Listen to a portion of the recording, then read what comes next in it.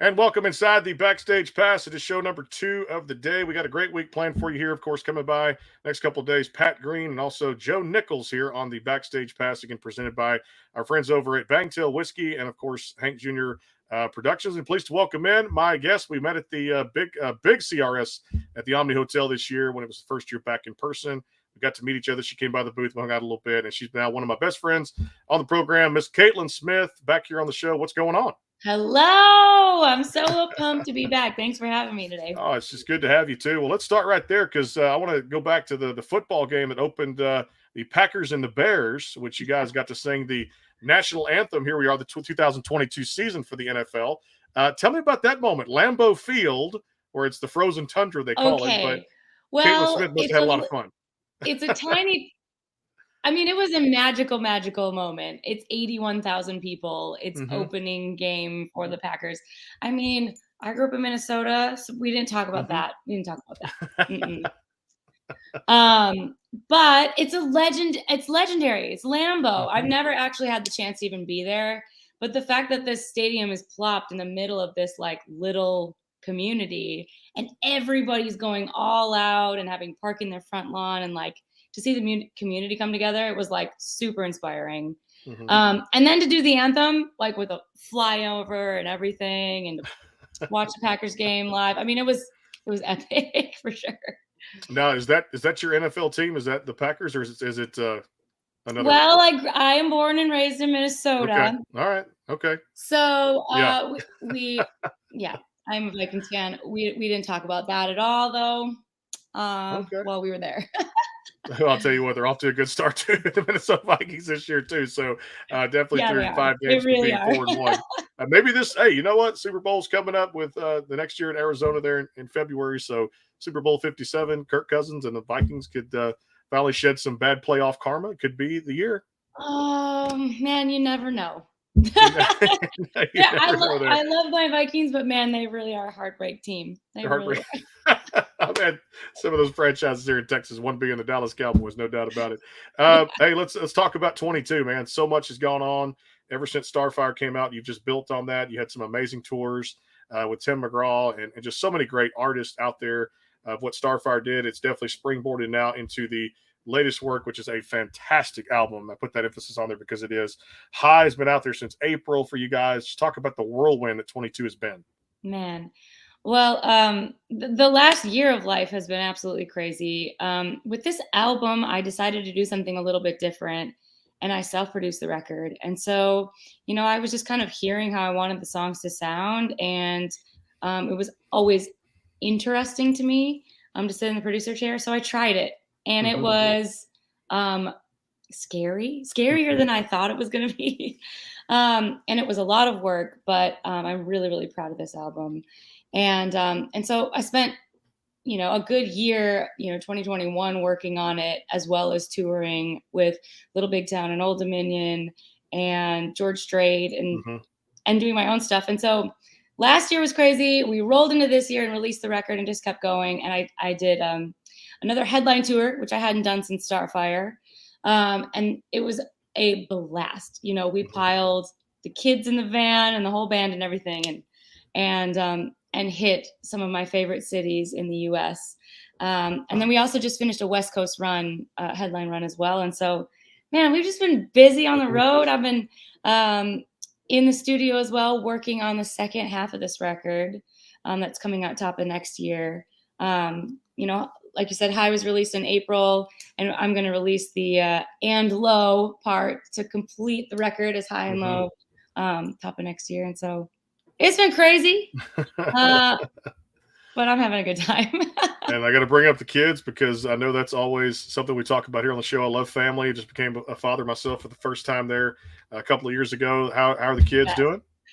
They are so good. My 6-year-old, he just started kindergarten this year, and we're actually doing homeschool since we're traveling everywhere. And he loves it. It's so much fun. Even today we were looking in the microscope at what was this? A pumpkin looks like. And then we drew a picture, right? I like that. Of what it looks like in the microscope. So anyways, we're having a good time with homeschool. My youngest is going to be 4. two Wow. boys, and they're running my life.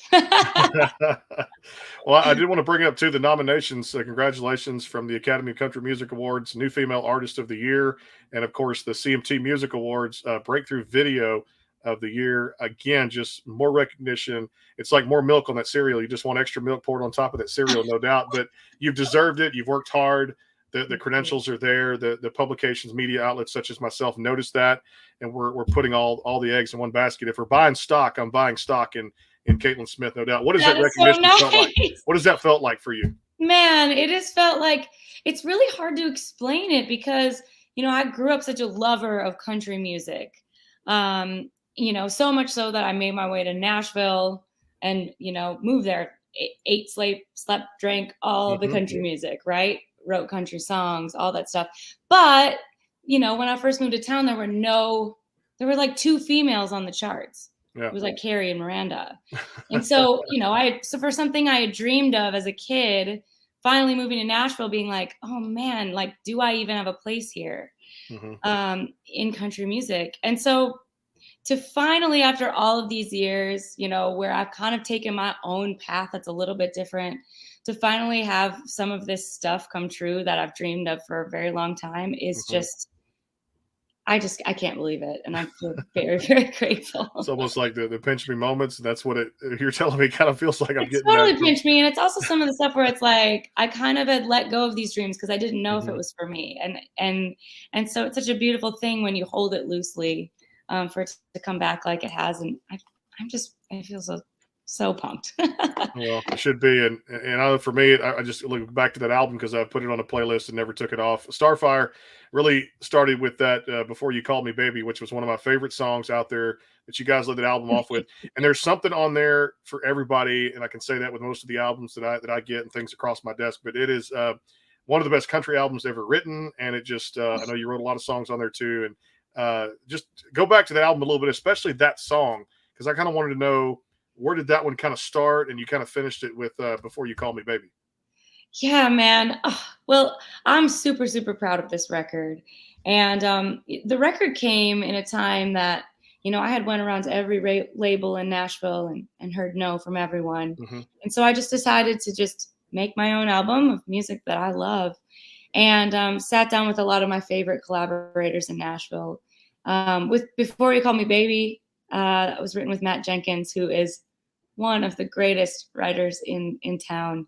And he had the title like swimming around in his phone, and Hmm. it was just a special day where it just like fell right into the writing room. And I knew, man, this is the start of the record. Here it is. And I'm proud of this album because, and everyone says you get years and years and years to write your verse too, which I feel grateful for that because some of the songs I had written right when I first moved to town, but Hmm. little songs in there like This Town Is Killing Me or Starfire, really talking Hmm. about the perseverance and the struggle that I went through to kind of just keep the train on the tracks and keep going. Love songs in there, heartbreak songs in there. I mean, I'm proud of that record for sure. One of my other favorites out there had to be East Side Restaurant. Tell us a little bit about how Yes. that one came together. Oh my goodness. I don't even know what I was listening to at the time, but as a teenager, I was a massive fan of Moulin Rouge Hmm. and like watched that movie 1,000 times. And so for me, like, I think I accessed some like Moulin Rouge vibes or some Broadway vibes or something. Cause I remember, we were sitting in the writing room and someone had played the piano part. I don't know if it was Gordy Sampson or Paul Hmm. Moak. And I just was hit with like this movie scene Hmm. of like someone just totally heartbroken, eating and drinking all the wine by themselves. And um, it really is one of my favorites to do live as well because Yeah, and I it's was super dramatic. it is, and I will say this too: the tours. I'm gonna go back to them too because I mean Cheryl Crow and the Faith Hill, Tim McGraw, I mean these legends, Amos Lee, in music. That album really kind of sets you up for huge success in this industry, and to be, I mean, asked to be able to join those type of tours, it has to go back to we talked about that with the nominations in those categories, pinch me moments. But even that, I mean, the album was so well done and so well put together that joining those tours had to be just life moments and huge achievements for you. It was crazy. I mean, like I said before, it was all like very like surreal and very like, what is this happening? Is this really happening now? Okay. Well, let's So go into cool. high a little bit too, because I love listening to one of my favorites off of there for me. I mean, the whole thing is just fantastic. I love it so much. But I mean, look, dreaming's free is something everybody can take with them too, because again, it is. And if you don't do what you want to do in life, life is so short. And go live every day like it's your last, because that song really inspired me to even do what I'm doing here with the show and how it's grown in the last 3.5, 4 years. But that song really just resonated with me and so many fans out there. Man, thank you so much. That is one of my favorite songs on the High record as well. You know, when COVID hit and everything kind of stopped, and my husband and I, we were supposed to be on the road like nonstop that year Mm-hmm. in 2020, and you know, it was for us artists where our livelihood is on the road in massive crowds of people. It was really like a devastating time to go from like crazy, crazy, crazy to like nothingness.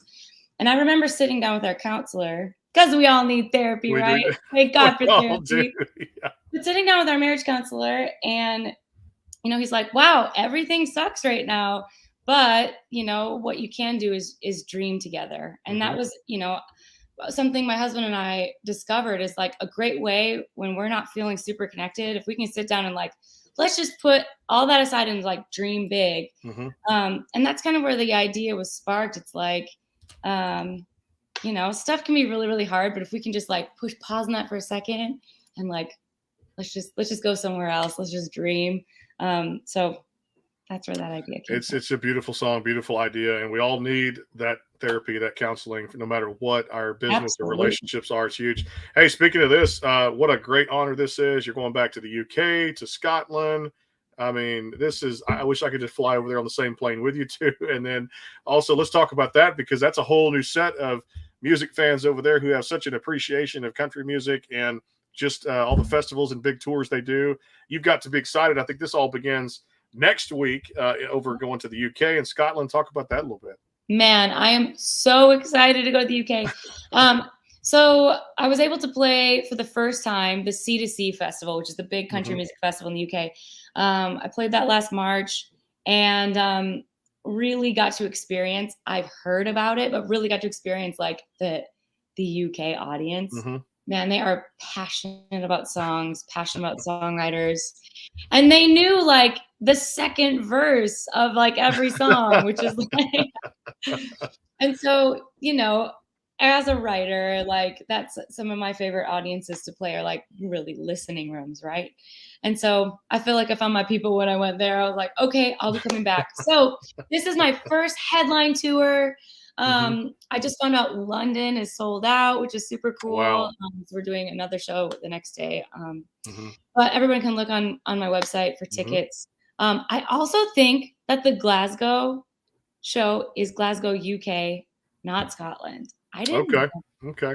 I Yeah, didn't we'll check the know website out and was make sure yeah. CaitlynSmith.com. And the other big news was, of course, supporting there with George Strait coming up December 2nd and 3rd. T-Mobile Arena doesn't get any better than that. The main stage, no doubt. You're up there doing what I knew was going to happen here when I met you even before CRS this past year. Congratulations on this. And I mean, again, this has to be up there as a lifetime achievement.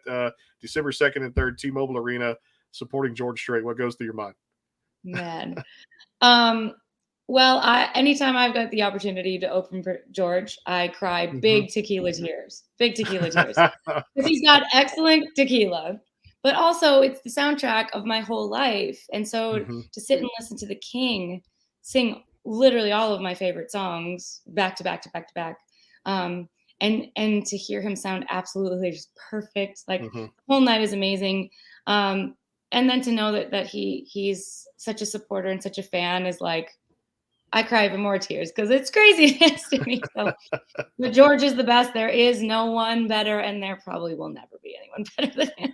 You know, I really feel your writing and your songs, and I love the fact that you explain it so much with your lyrics, because your lyrics really do tell really amazing stories out there for people that can resonate with that, going through life experiences. Talk about your writing process, how you build on that, and going through these real world experiences, and then putting them into songs that a lot of fans can resonate with. I know you love to write too. Yeah, totally.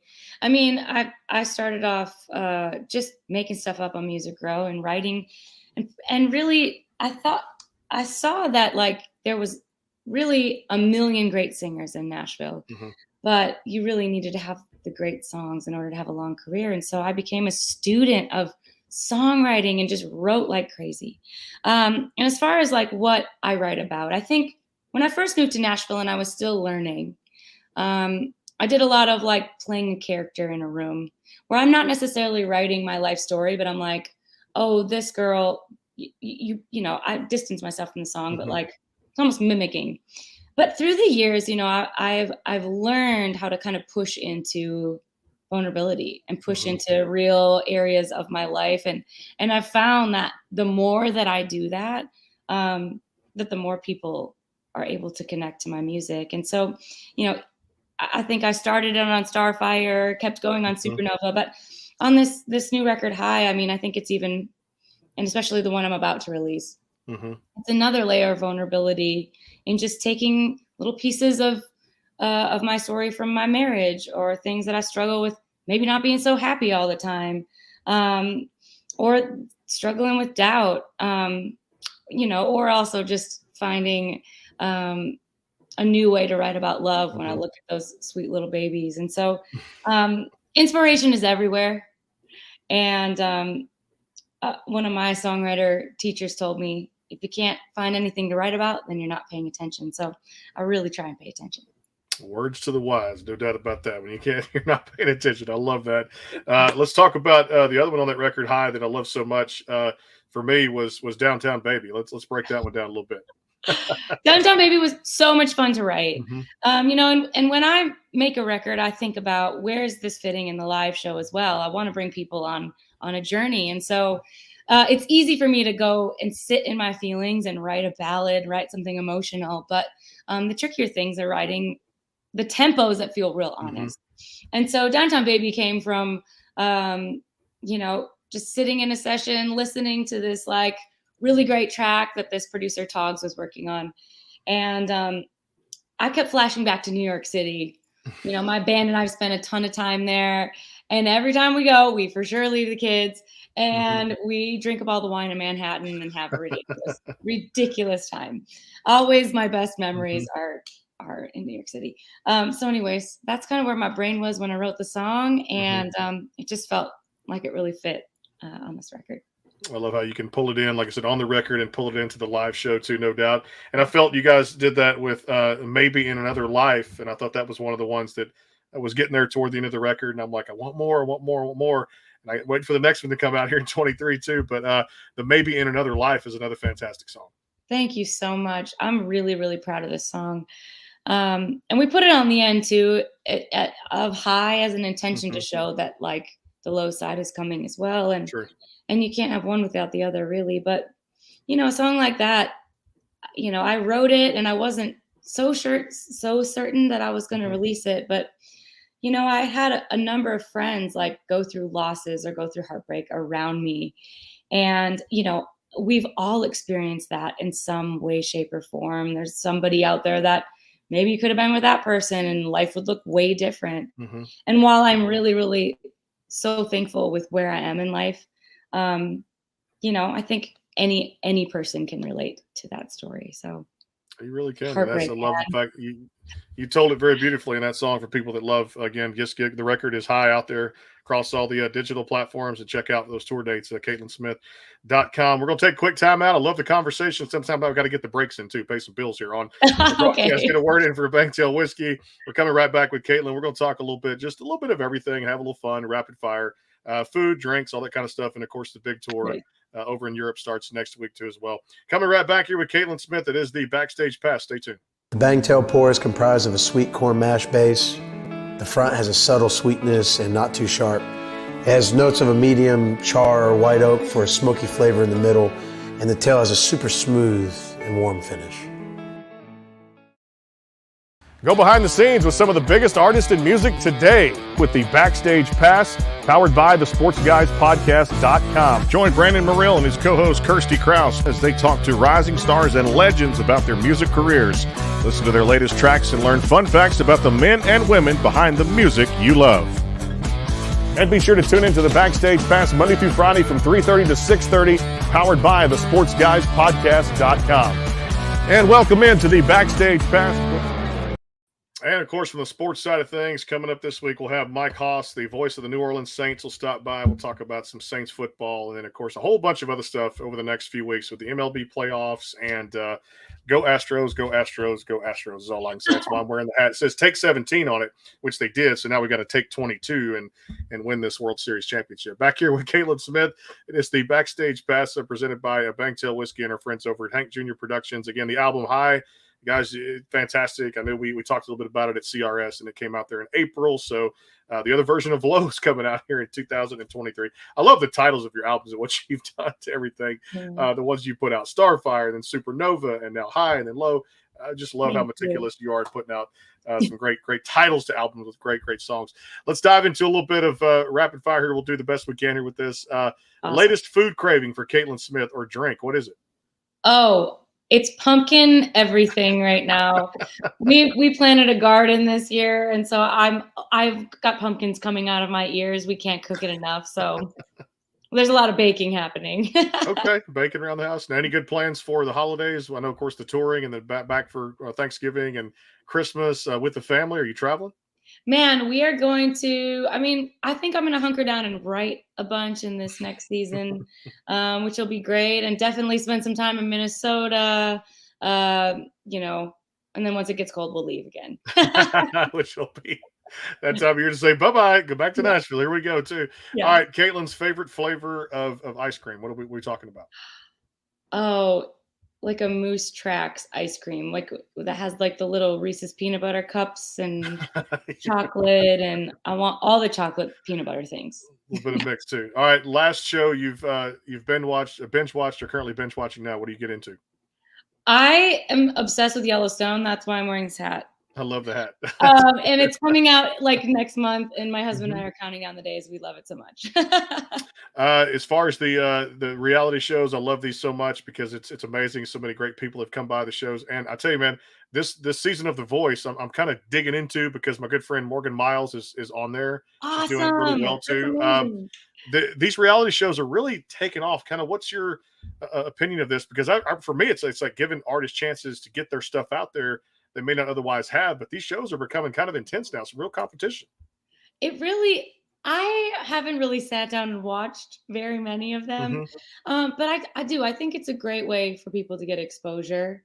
I don't know. It's entertaining. It's that much it is too. Like I said, some of the talent on there, it's like, wow, man, the roots get deeper and deeper with some of the talent out there. Yeah, all right, we'll finish on this one too. I know that the baseball playoffs are going on too. I know the Twins didn't really have.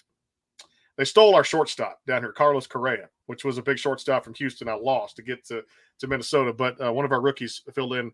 Any predictions for the baseball playoffs? I know Minnesota's not in it, but I'm so bad. I'm so bad at baseball. I'm not the baseball person. I'll watch football. Well, I hope the Vikings. It's terrible. It's all good. I said to throw it out there.